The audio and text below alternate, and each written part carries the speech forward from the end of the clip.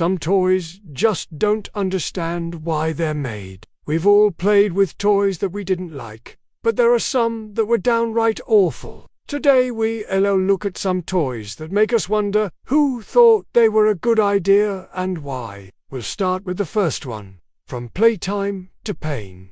It sounds like fun at first. A toy that transforms from a friendly face into a blood-sucking vampire. But think about it.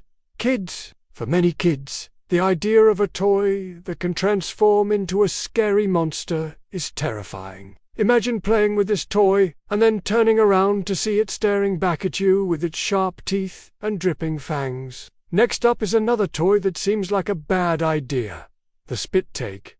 This toy is essentially a water gun that shoots out spaghetti. Kids can load the gun with spaghetti and then fire it at their unsuspecting friends. It's not hard to imagine this ending in an eye injury or worse. Not only could the spaghetti get tangled in someone's hair or clothing, but it also has small pieces that could easily get into someone's eyes and cause serious damage. Let's move on to another questionable toy, Slap and Tickle.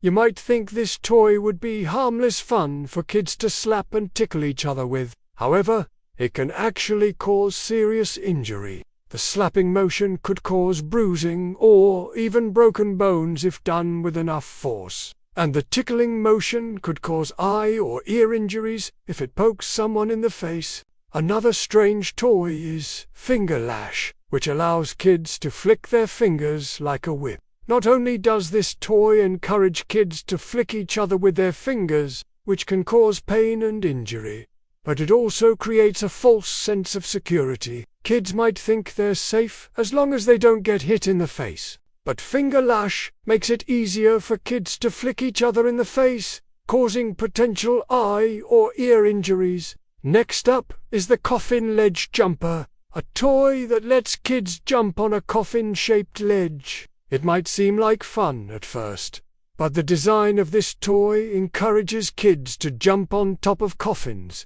which can be dangerous. Kids could fall off the ledge and injure themselves, or they could climb on top of the coffin, which could lead to it tipping over and crushing them. Finally, we have the Torture Never Say Die doll, a doll that kids can torture without it dying. It might seem like a fun, albeit dark, toy, but it actually encourages kids to engage in harmful behavior. Kids can punch, kick, and even decapitate this doll without it stopping. It could also desensitize kids to violence and make them more likely to engage in harmful behavior towards others. It's clear that these toys are not only strange, but also potentially dangerous. It makes you wonder how these toys were ever approved, and how parents let their kids play with them. But hey, at least they're all just harmless plastic toys, right?